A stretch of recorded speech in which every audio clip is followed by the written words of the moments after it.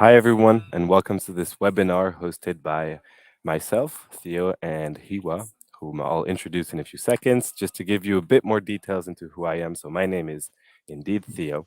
I run the German um, data scientist entity, and we are a training institution specializing in the field of all things data, which is why it's really interesting for me to welcome my host, the speaker here, Hiwa, who has a fantastic background both in linguistics and a PhD in linguistics and more technical background in data science, which is why he's definitely the right guy to talk about NLP and text processing use cases. Hiwa, maybe if you want to introduce yourselves.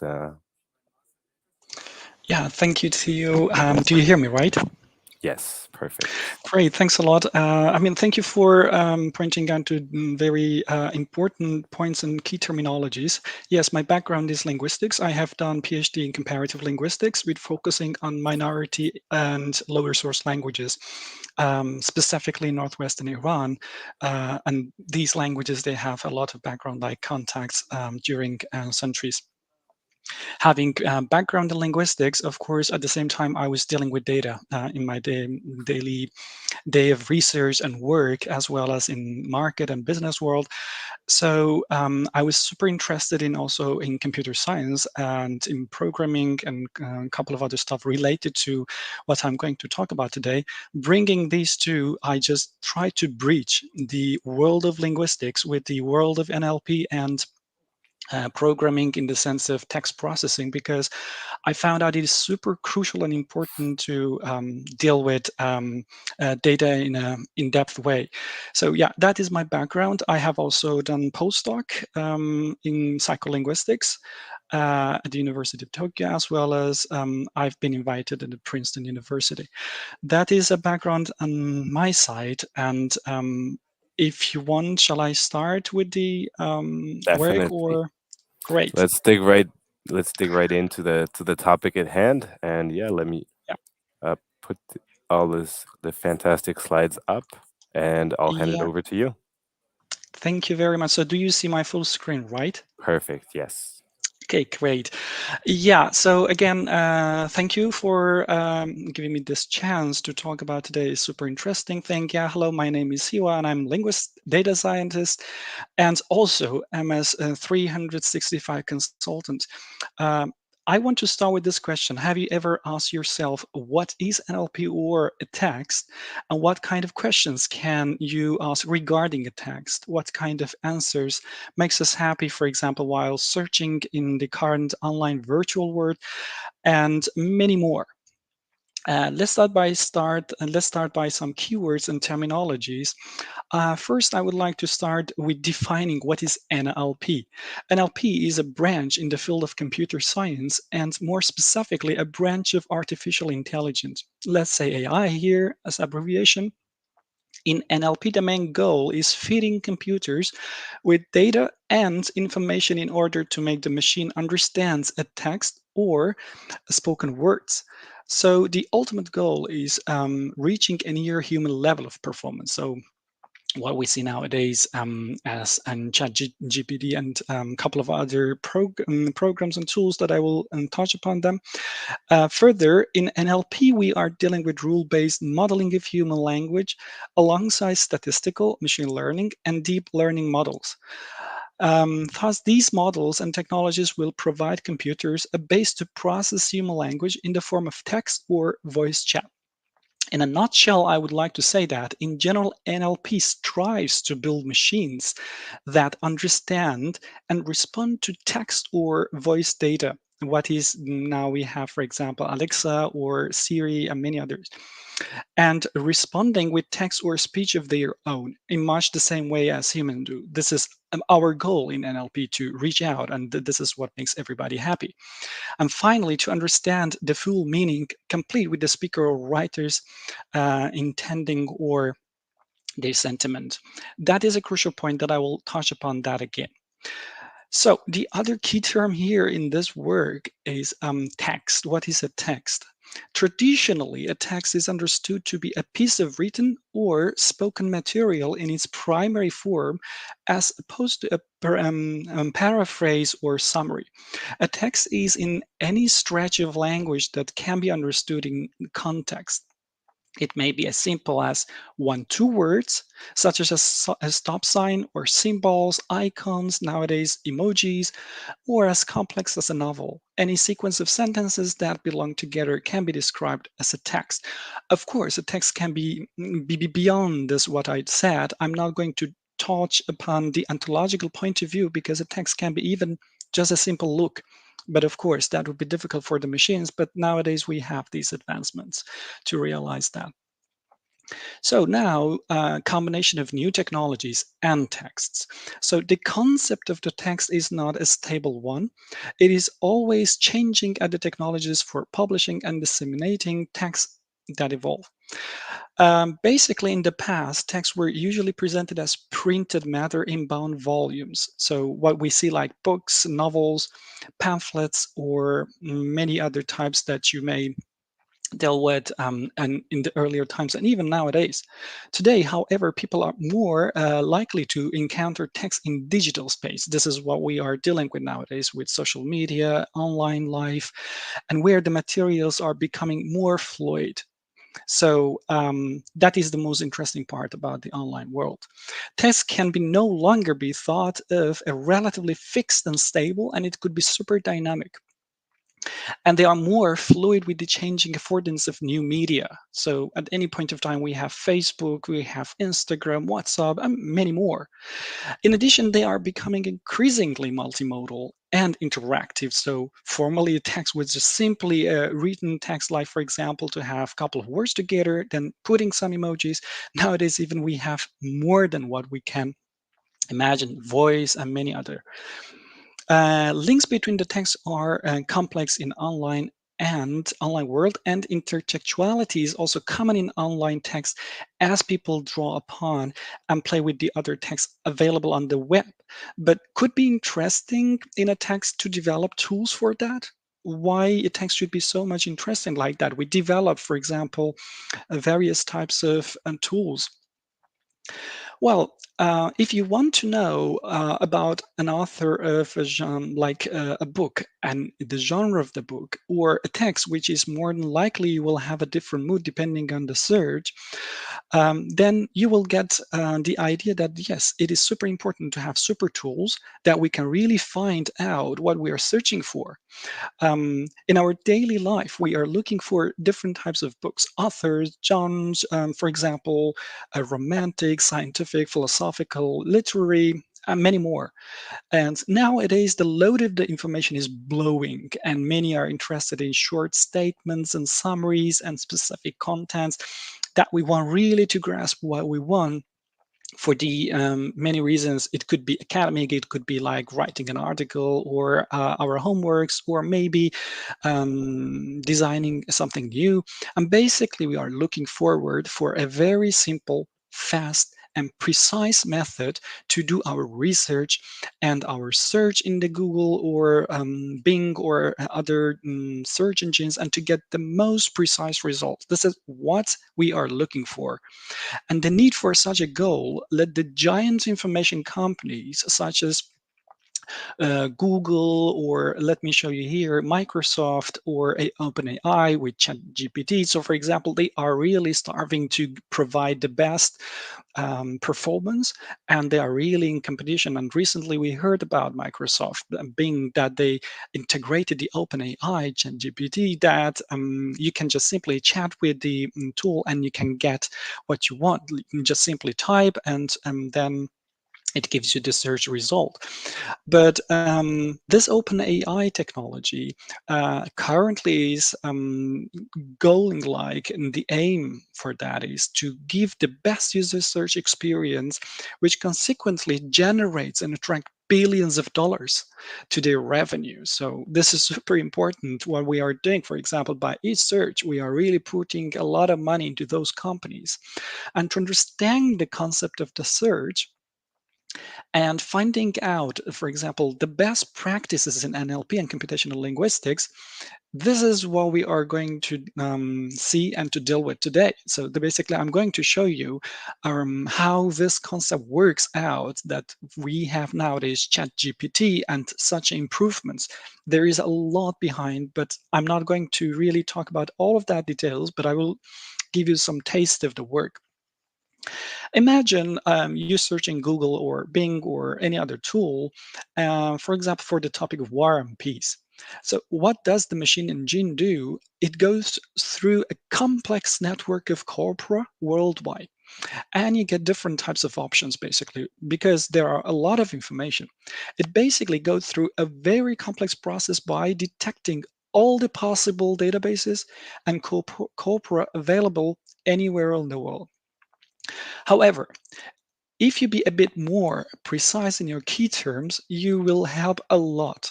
How? So the search engine, or let's say the ChatGPT or any other AI, BART AI, etc., will give you more precise results. And you see that still, this is the human machine interaction. So basically, the machine cannot do it all by its own, even if it is AI technology. That means even though the machine can perform super great, but still it needs your assistant to be very precise. And that means you should ask exactly what you're searching for, like this example here that I provided you. Uh, Pre-First World War literature. This is, for example, a bit more precise, and then I can get a different result. Such a kind of preciseness legitimize and limitize the search engines for specific topics.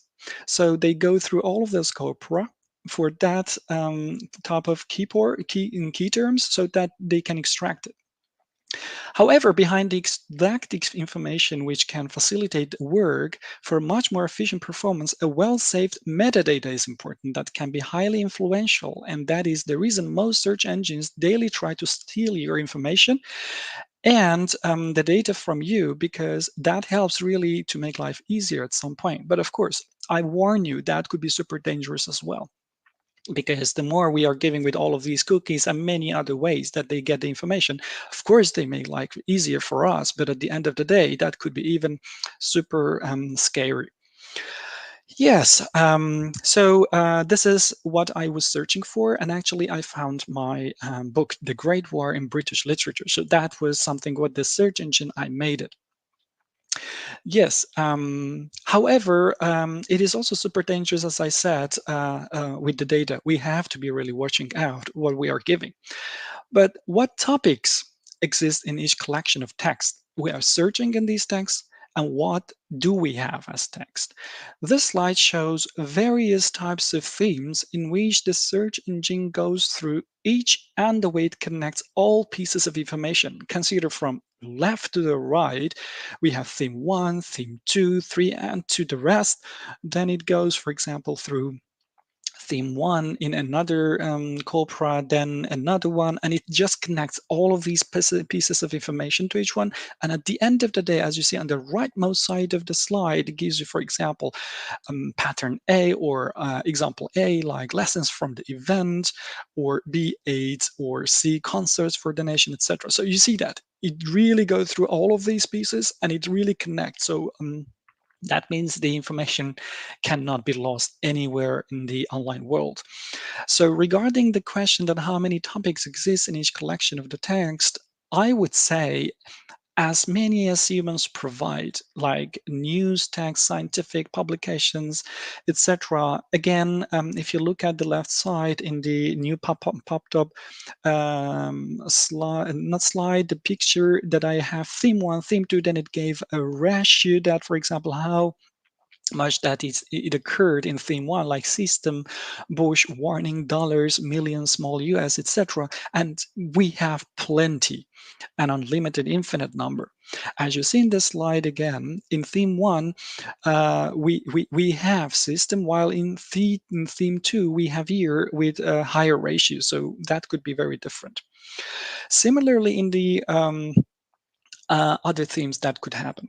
The numbers, as I said, are just ratios that it could be done by any kind of statistical analysis. And this is not the topic of ours for now, but I'm going to guide you through for the businesses and economical effects of such a kind of themes and text classification for companies, because at the end of the day I'm going to show you how text classification occurs, that we can really get benefit most out of that for our businesses. To answer the question, let me show you the costs manual and the cost of manual text categorization. So the annual payments of giant companies such as Yahoo and Medellin, a medical library for manual text classification, is shown in the slide, and it is more than 1 million per year, and it is much more. So, like for Google or for Twitter or the other companies, it could be 10 times, 11 times, 100 times even bigger. And this is just as an example here. But if these companies they play really smart, instead of doing stuff manually, they can just employ some few experts in the field of NLP or computer science. Probably with the integration of linguists, they can save a large number of money, and maybe, for example, for 2 3 persons, something around 200,000 euros per year, and even less. That is a meaningful saving. But of course, that for most of the people, that they are going to make money by working, and these companies they may kick them out, and then that is a big problem. So basically, this is another problem that we have with the machine error time in our world. But of course, that is a kind of a very deep topic to talk about. So as we see, these text analysis that at the end of the day it can be used for chatbots and many other purposes. It is super important that to be done correctly, and it can really save a lot of money for these companies. So if you have a small company, maybe that doesn't count, but for big companies it really matters. But of course, there are some few questions left to ask regarding texts. How much text classification everywhere is really automatic? So is everything automatic nowadays?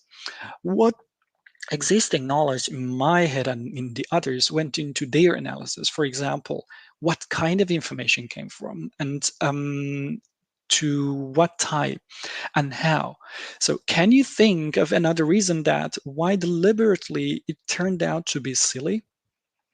For example, to investigate these questions, I looked up different topics of text classification, such as, for example, spam, topic or opinion detection, etc. And we have many various ways. But for the topic of today, I focused on this one, topics of classifications. For example, in 20 News Group dataset, that could be a good starting point for our analysis today.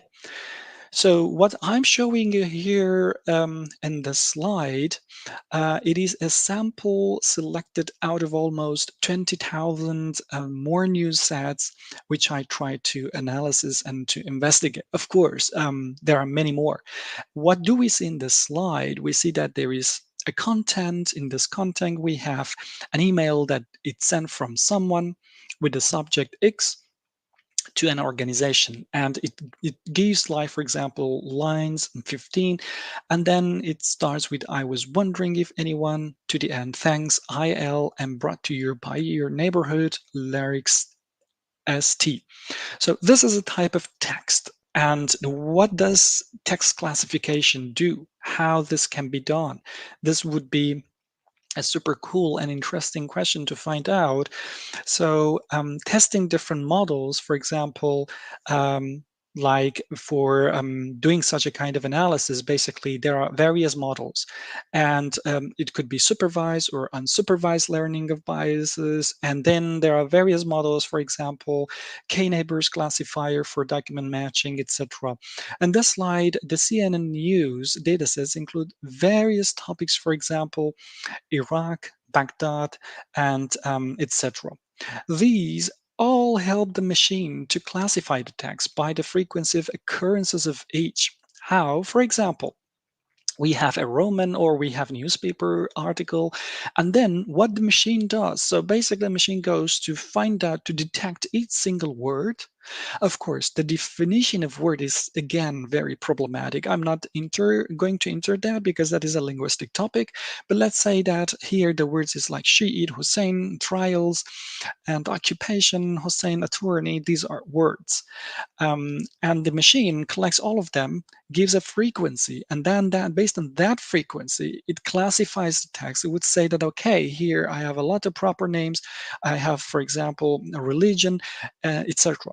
But of course, what it is important that these things are defined, that sheet is a kind of religion. Otherwise, the machine never knows about that. So these things are like a kind of input that has been formally provided by different libraries. It could be any kind of libraries, or it could be manually defined by the researcher. And then the machine can go through that.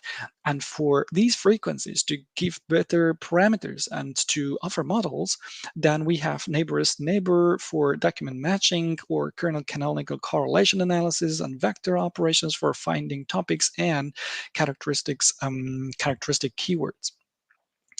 But what is the idea of applying models for text classification? So, okay, now we have, for example, the words are all classified. We have the frequency.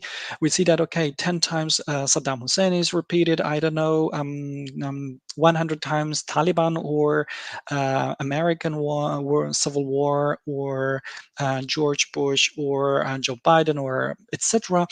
Well, to find out the frequency counting, search for documents framework and extracting different patterns across documents. So this is the ultimate goal because we want these frequencies and then based on those frequencies to categorize them. And let me show an example. Here is an example of the data set that I told you. So like out of 20,000 words, here we have, for example, this type of information. What do we have? Alt atheism, for example, graphics, hardware, Windows for sale, autos, motorcycles, baseball, and then we have precision, and then recall, then F1 score, and then support. Basically, the precision points out to in this data set, this is kind of best prediction that we can have. The recall is in the real world. For example, if our model, we are expecting to have 64% preciseness in finding the topics, then in the recall, it gives like, for example, a better even accuracy, basically. And this model is based on testing KNN. And the test site, as you see, it is 20%, and the classification reported as such. So this is the text classification that is done by all of this programming. Yes. And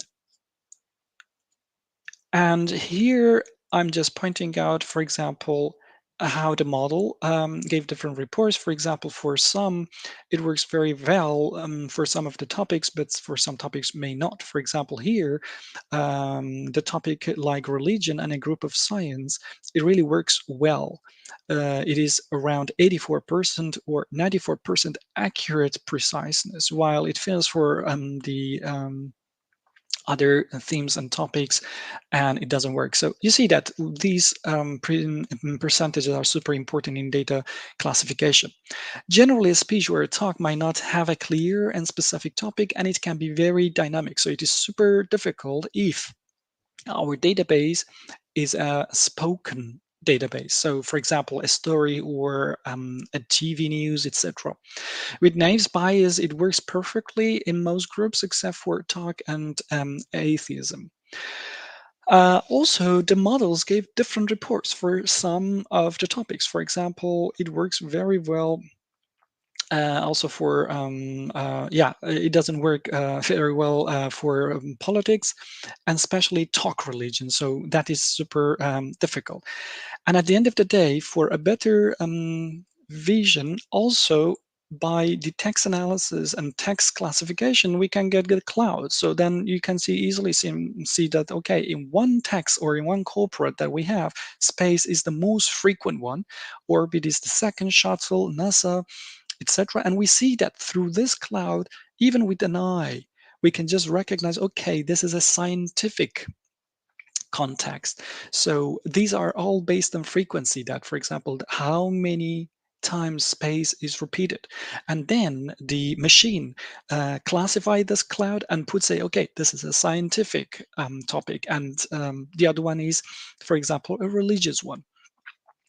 But overall, for all the data sets among various parameters, the results show that, for example, in the database that I classified, the 20 News Group, for example, K neighbors was the worst. As you see, it is at the bottom of the slice. So that means with KN, I couldn't really get a precise evaluation and modeling. And that is really terrible. But if I try further with finding another model, this is exactly what the NLP experts they do, or those people that they are working with, for example, such modeling, they try another one. So what happens? Bam! That is multi-nominal and be naive bias. So that means that by this model, almost around plus 65%, I get a good precision and accurate prediction. But of course, still that is not satisfactory, because if I aim at very precise level of finding a model for my text classification and the information that I'm searching for, still that is not precise. And in case that I have a company, then that would be annoying for my customers and clients.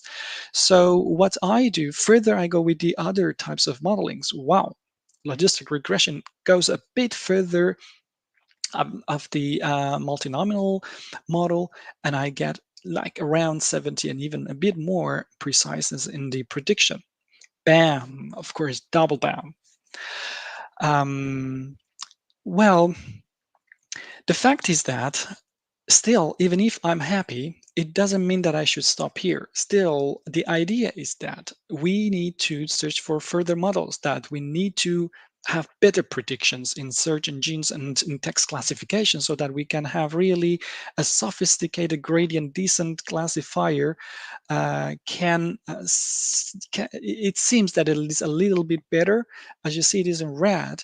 And triple bam, here I get a much more precise, around 73 to 74%.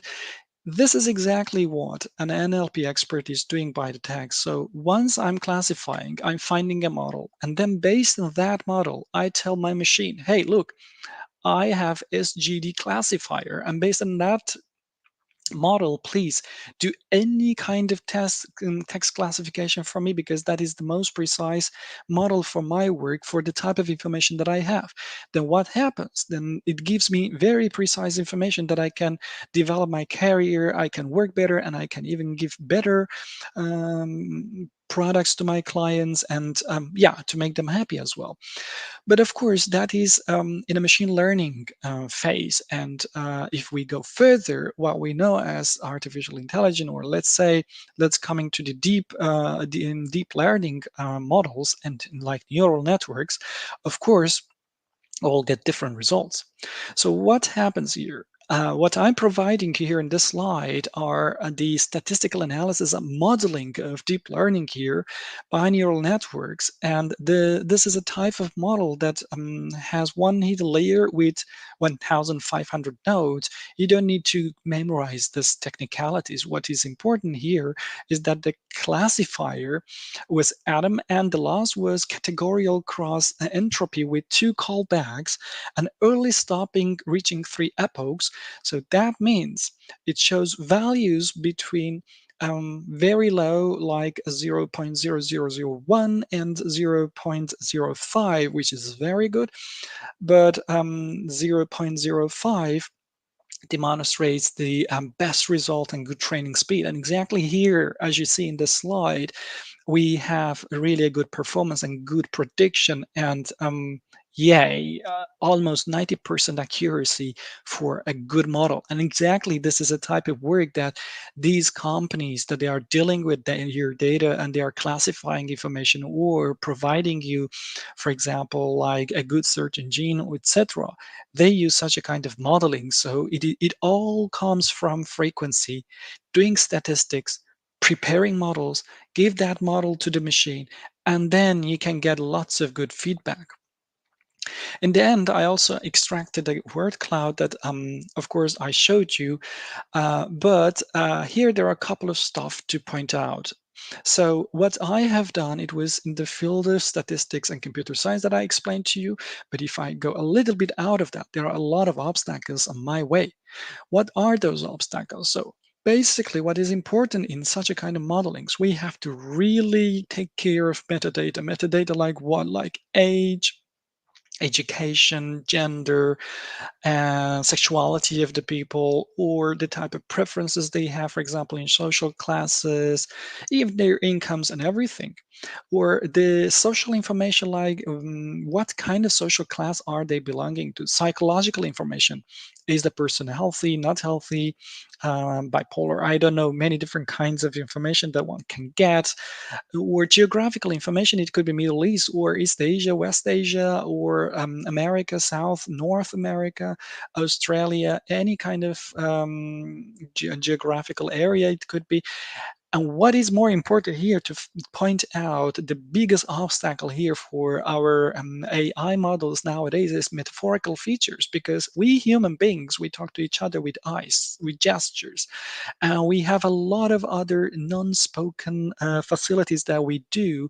And beside that, we also speaks metaphorically. For example, if we are in a room and then someone says, okay, the weather is cold outside, and then the window is open, I would say, like, it is really warm here, or like metaphorically, hey, it is really somehow cold. Okay, so I want to point out, okay, hey, it's cold, to my colleague and sitting next to the window, and I'm asking him or her to close the window. So you see that these are very difficult parts in realization for machines to come to such a kind of text categorization. Up to here, I talked, as a summary, I talked about NLP, that it deals with various types. So NLP, like providing tools for facilitating work instead of doing it manually, to do it by machine. And the machine, how does it work? The machine works based on frequencies, bringing that frequencies into statistical models, and the best model that it predicts the best prediction, then we use that for our program, for our tool, for our work. Now I want to dive into a deeper level. So that was text analysis, like by finding by words. Now I'm going to go a bit further back, not words, like suffixes, prefixes, little simple stuff. And today my example would be definite article.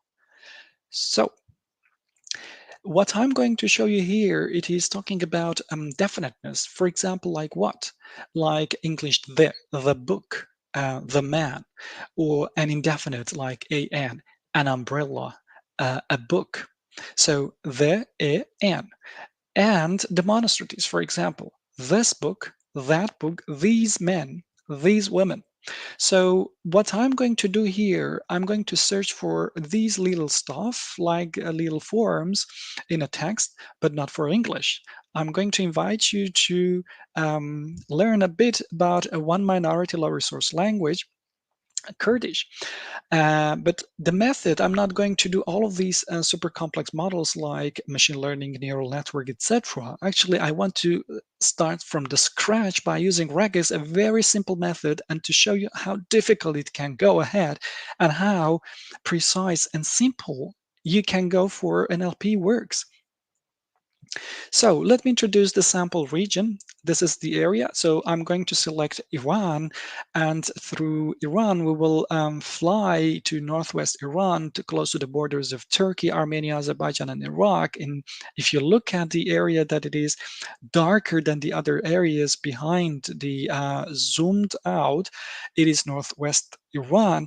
And I zoomed out on the left side of the slide, and in the southern areas, I'm going to invite you to that region where a couple of languages are spoken.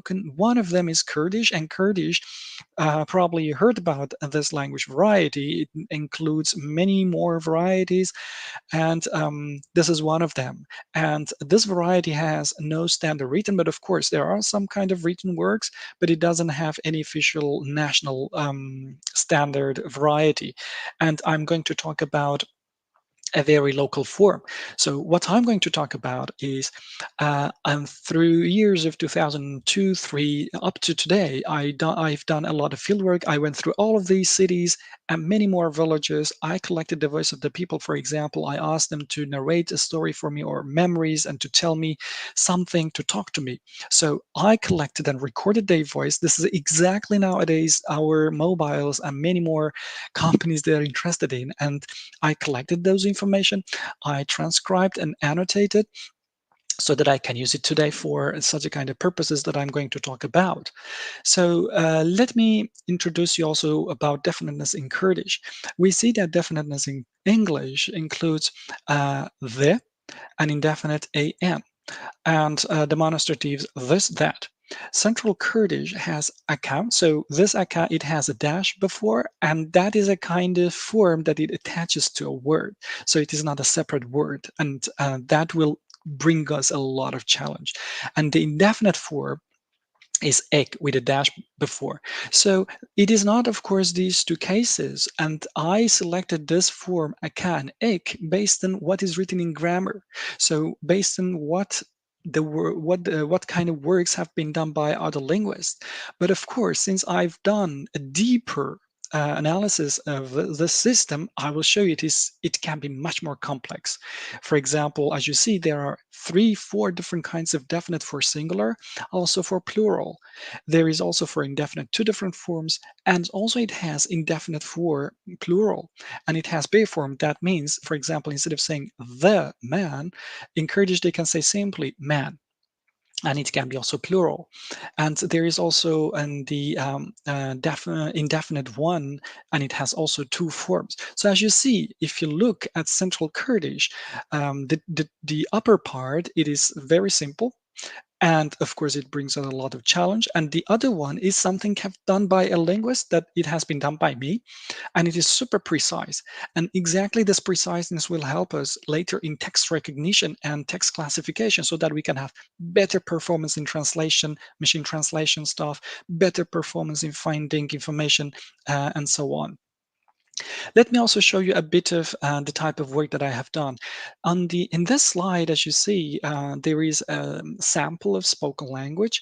On the left side, there is a reference. So I coded each sentence from the spoken one. So it could be, for example, 1 hour speech.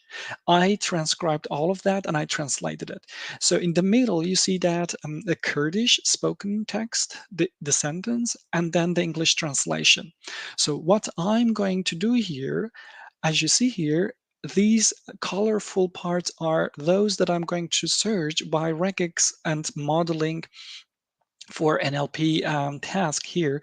As you see, the yellow one is demonstrative forms, and consequently, I also provided the yellow for the English, like this coffer, this child, that coffer, this river, and similarly, I have it in Kurdish.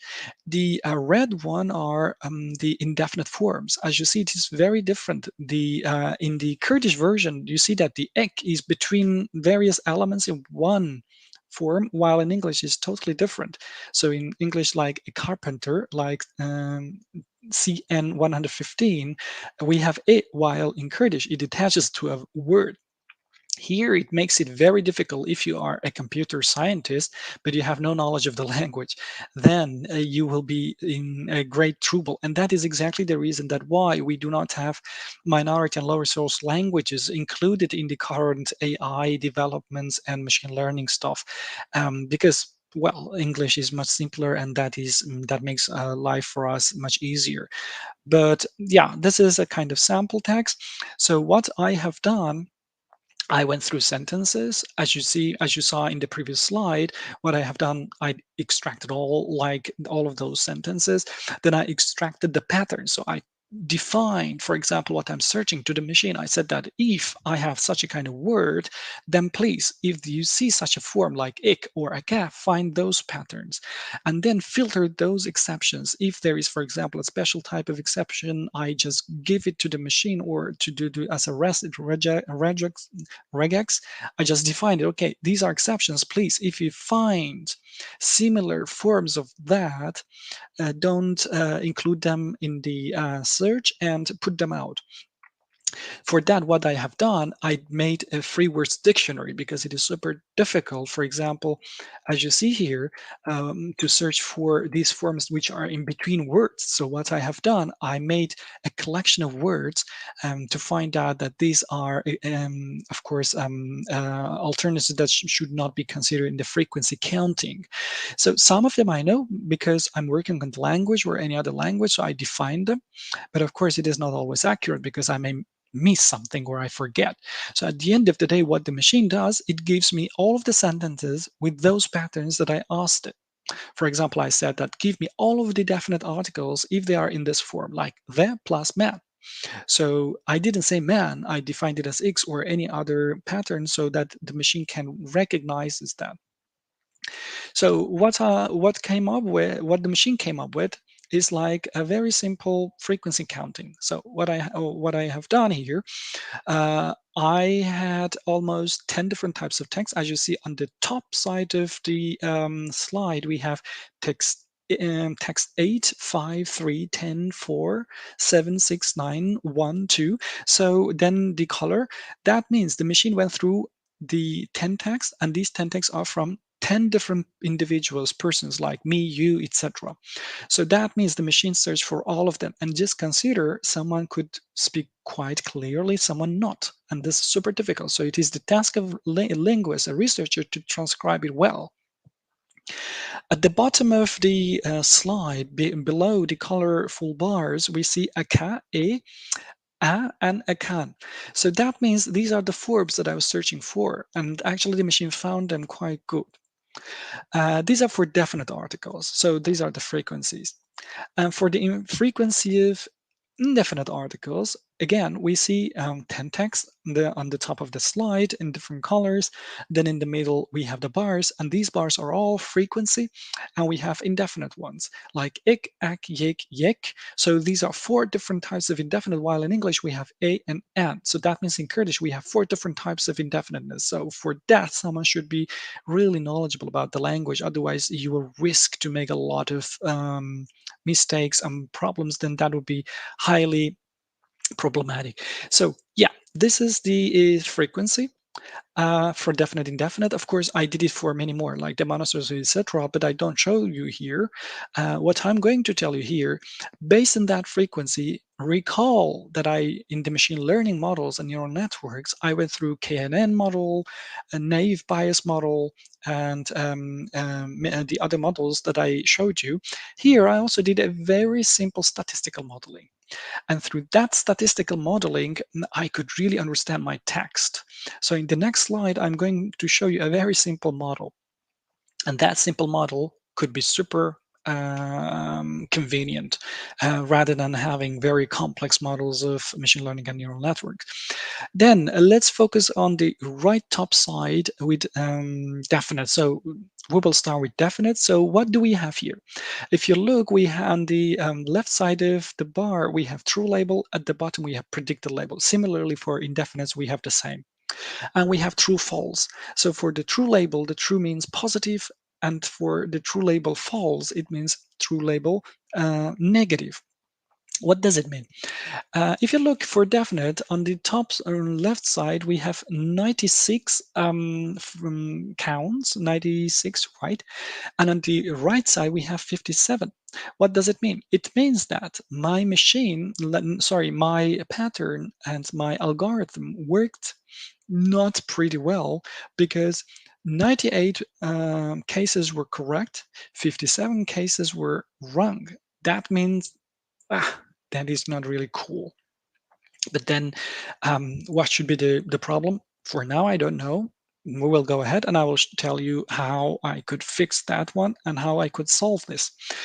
If you look at the bottom of that 96, like basically true false, like 10, that is very interesting point here in my model that this 10, it tells me, hey, look, here there are 10 cases that those 10 cases are those that you are looking for, but it's not included in your defined patterns. That means when I define the patterns to my machine in a REGX form, I forgot, okay, there are other forms. So I was super happy because then I could go through my data, my corpus, and to find those 10 to see that, my God, where are those problematic cases?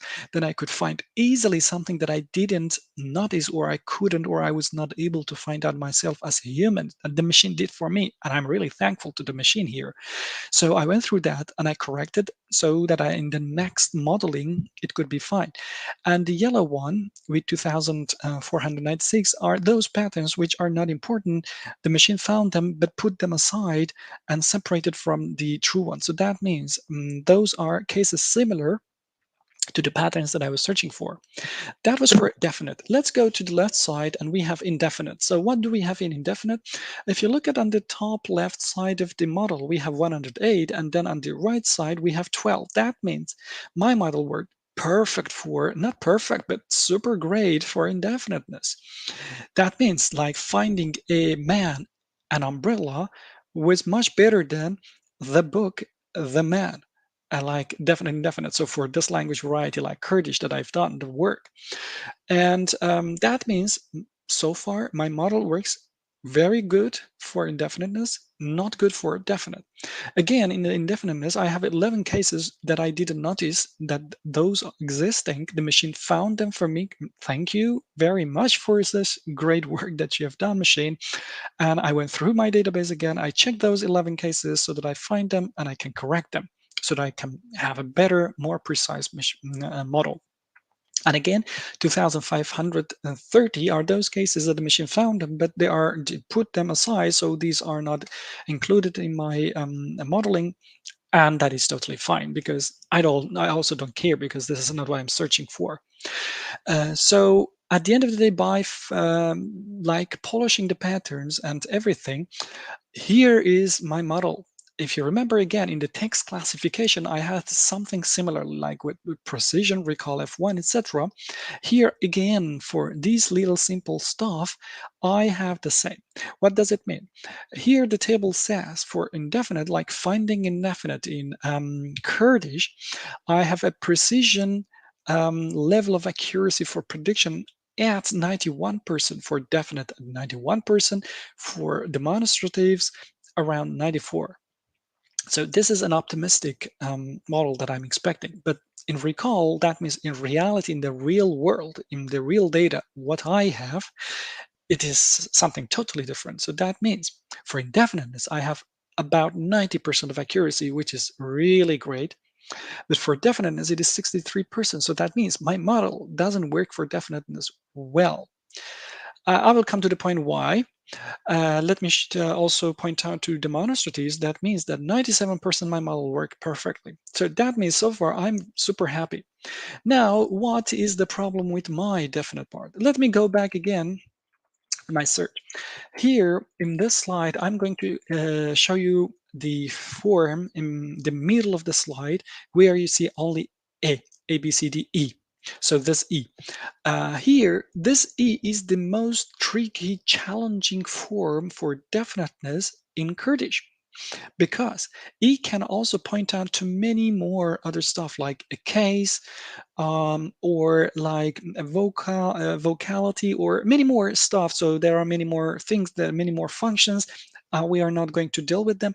And that means the machine really cannot understand it, cannot find it well. So the machine makes constantly mistake. Then, if my model doesn't work here, what shall I do? Well, I've done great with 63% of recognition by REGX, a very simple, great method. Now, at this level, I need to go back to machine learning and neural network methods. So that means I need more complex methods and models so that I can really raise the accuracy and precision of my work. That means here I need more data. But actually, this is the point. I said Kurdish is a low resource language, while English is a high resource language because we have a lot of information and data for that. So my approach for REGX was here because this language doesn't have so much resources outside in the online world. Then I cannot really train it like smartly so that I can by many more inputs, I can get better training and learn better predictions and better results. That is the way that, for example, at the current stage, we are dealing with low resource languages, and I'm trying to improve these methods so that we can bring these languages into the same level as English, German, other Romanic languages, Chinese, Japanese, etc. Because it is really pity that out of 8,000 languages that we have in the world, and many are in danger, most of the attention goes to the dominant languages. And this is exactly currently what I'm busy with. And I'm trying to figure out how I can help these minority and low resource languages to bring them into the business world, trade world, so that different companies can get benefit from those languages and cultures. The people, vice versa, they can get benefits and good performance works, so that all the sides are happy and it's kind of win-win situation. Yes, that was something that I could summarize. And if you have any question, I will be happy to answer. Thank you. Thank you very much, Iwa. We do have a few questions that popped up during the chat and during the webinar. Obviously, please don't hesitate, everyone, to add other additional questions that you might have now that that Iwa has finished his presentation. But maybe let's start off with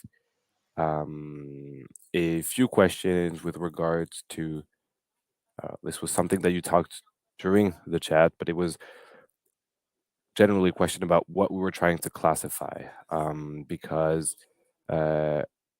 uh, this person said, if it's obvious that we have religious topics in a religion Usenet group, I'm confused, or is it a classification between Christianity and Islam, etc.? And then Simon answered, to my understanding, it was just a way to picture clustering around certain words and their respective Mhm. frequency, to which Eugene answered, maybe you might be able to say a few words about that because it's difficult to understand the abstracts Yeah. if the specifics examples are not clear.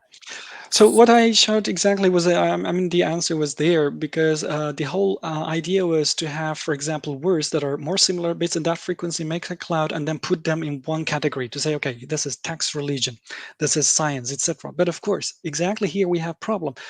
uh, can we consider Islam equal to Shiite, or how are these different stuff classified from each other? This is exactly where a machine cannot deal with that because the machine needs our human input. So my work that I have done with all of this classification was to get the frequency, make the cloud, and then based on that cloud to define science, religion, philosophy, etc.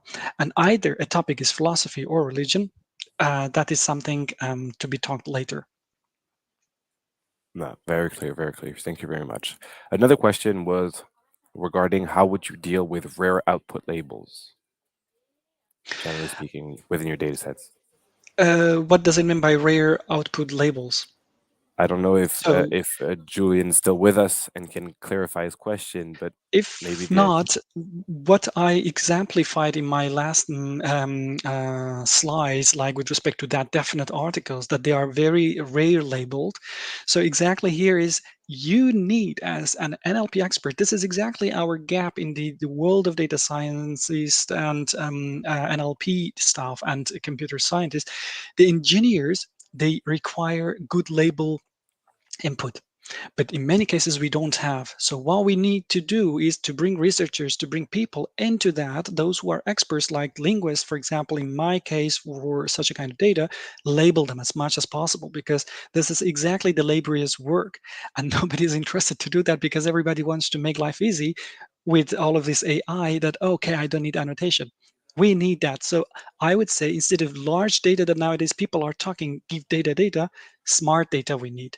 So this is missing, and the people are talking about big data, but I would say no, smart data we need. So we need really smartly annotate, label, so that we can get better predictions and results. That's incredibly clear. I think that is about it in terms of questions that were asked during your little presentation, which definitely a good topic because it means it was very clear. Maybe if anyone else has any specific questions, otherwise, Hiwa, thank you very much for accepting our invite. Thank you very much for presenting and showcasing um, what you were taught. Simon also says thank you No, and thank you. for also bringing the topic of linguistics to the table and doing your best and showcasing how these rare languages can still be of use and pertinent in today's tech savvy generation. But yeah, thank you very much for the invite. Thank you very much for accepting said invite, and hopefully everyone had a blast. I know I did, and thank you very much. Thank you for you too as well for providing this opportunity because it is really rarely the worlds of linguistics and NLP are coming together to be talked, and these are very important stuff because even the low resource language that I gave example, they are very good backup for high resource languages, and I hope that it was useful at some point. But of course, feel free to comment to ask questions in case you have. Thank you very much to everyone. This replay will be available on YouTube as well. So if you guys want to, well, if you either missed a little bit of it, or if you want to dig back into what he was mentioned or has developed within this talk, don't hesitate to do so. It was a pleasure to have everyone here. Thank you very much for another webinar here, Data Scientist. Thank you and goodbye. Thank you. Bye.